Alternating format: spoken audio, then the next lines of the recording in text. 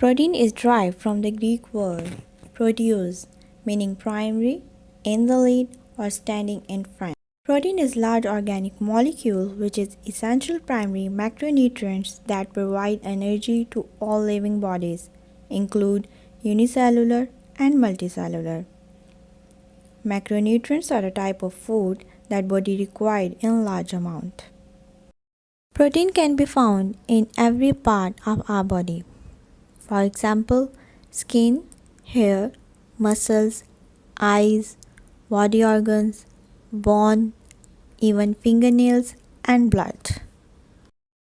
Protein is present in all types of cells and comprises over 50% of their total dry weight.